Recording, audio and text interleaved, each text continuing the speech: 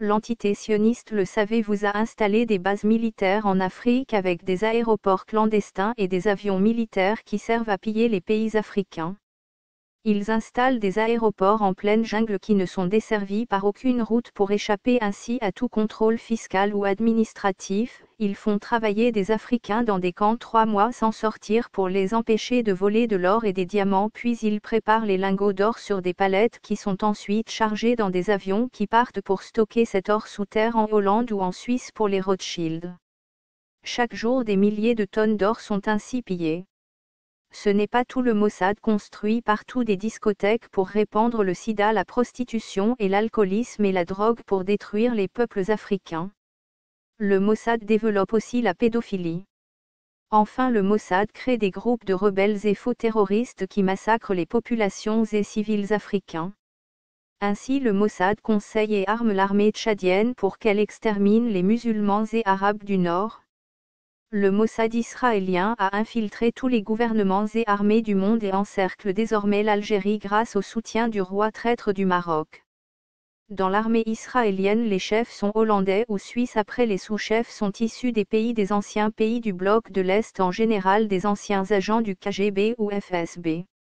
Au plus bas de l'échelle, il y a les juifs marocains et un peu au-dessus les juifs des autres pays arabes. Enfin, tout en bas, les juifs noirs.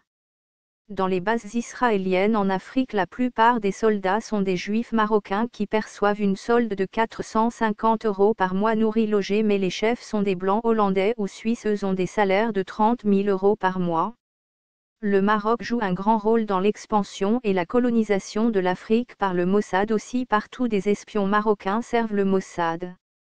Le Maroc déploie aussi des banques marocaines en Afrique qui servent au blanchiment de l'argent sale des agents du Mossad en Afrique et à la fuite de capitaux.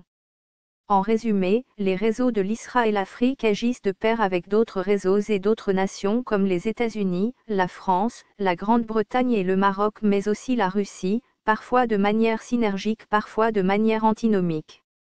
La guerre en RDC, qui a fait des millions de morts, a été pour partie financée par des banques israéliennes, suisses et hollandaises aux côtés d'autres instances états-uniennes et britanniques. Israël ainsi que les USA et la Grande-Bretagne ont soutenu financièrement et militairement toutes les parties en conflit, les forces loyalistes congolaises et celles des pays limitrophes, Rwanda et Ouganda, qui ont attaqué la RDC puis ont armé les rebelles du CNDP puis du M23. Le pillage se poursuit aussi en Guinée, en Angola et en Centrafrique, en Côte d'Ivoire, au Cameroun, au Nigeria, en Mauritanie et au Sahara occidental, et au Zimbabwe, où des hommes d'affaires israéliens avec des appuis au sein du gouvernement hébreu contribuent au pillage des ressources minières et à l'aggravation de la corruption et du blanchiment d'argent dans ces pays. Le non-respect du processus de Kimberley sur les diamants de sang par l'État hébreu est aussi préoccupant.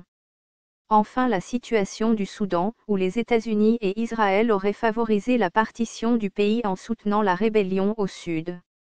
La partition du pays avait pour finalité de permettre l'accaparement de la majorité des richesses pétrolières du pays, se situant dans le sud, et de prendre de court les investisseurs chinois dépendants du pétrole soudanais.